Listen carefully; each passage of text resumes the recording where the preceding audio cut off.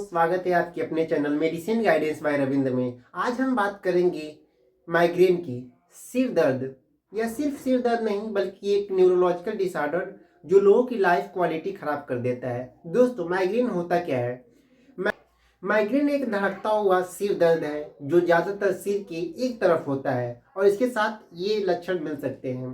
पहला जो है रोशनी से जलन यानी फोटोफोबिया। दूसरा तेज आवाज़ से परेशानी होना, उल्टी या मितली होना, आंखों के आगे चमकना और करने की क्षमता कम हो जाना। माइग्रेन का अटैक जो होता है वो 4 घंटे से 72 घंटे तक चल सकता है। ये किन किन वजहों से बढ़ता है?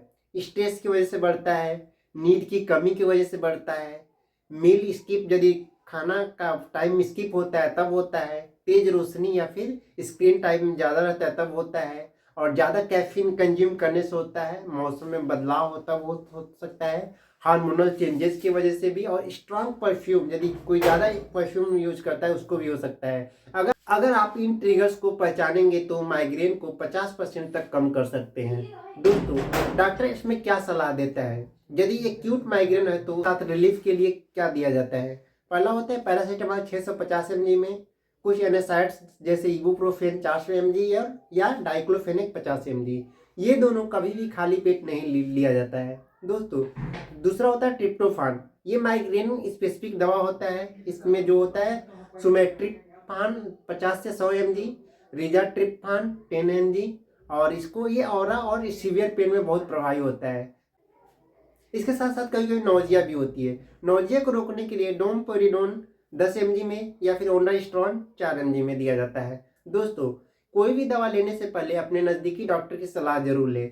अब हम प्रिवेंशन ट्रीटमेंट की बात करते हैं। अटैक की फ्रीक्वेंटली कम करने के लिए ये दवाइयाँ दिया जाता है। अगर महीनों में 4 से ज़्यादा माइग्रेन अटैक हो तो प्रोपेनोलॉल 40 mg पर डे दिया जाता है। और होता है एमिट्रिप्टाइलिन, ये 10 से 25 mg में आता है। ये रात में एक गोली लिया जाता है। दूसरा होता है टोप्रीमामेट, ये 25 से 50 mg होता है जिसे रात में लिया जाता है। अगला जो होता है वो होता है टोपिरामेट, ये 25 से 50 mg में आता है। ये पर डे आवश्यकता अनुसार एक गोली दिया जाता है।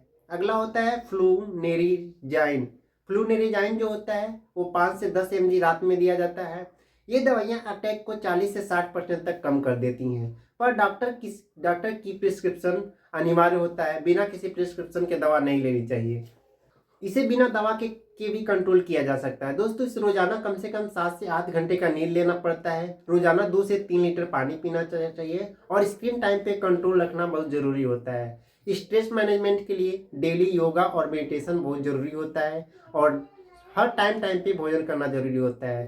तेज परफ्यूम और ब्राइट लाइट से हमेशा बचें। माइग्रेन डायरी रखें और ट्रिगर को पहचानें, क्योंकि डायरी से ये होगा कि आपको जब भी माइग्रेन होगा तो उसमें टिक कर लें कि किस वजह से माइग्रेन हो रहा है। अगर आप या आपका कोई करीबी माइग्रेन से परेशान है तो इसे लाइटली न लें। ये न्यूरोलॉजिकल या फिर फिजिशियन से सही डायग्नोसिस और ट्रीटमेंट लेने की कंडीशन होती है। मैं रविंद्र मिलता हूँ अगली वीडियो में ऐसे ही जानकारी पूर्वक कंटेंट लेकर। तब तक हमारे वीडियो को लाइक करें, शेयर करें, सब्सक्राइब करें।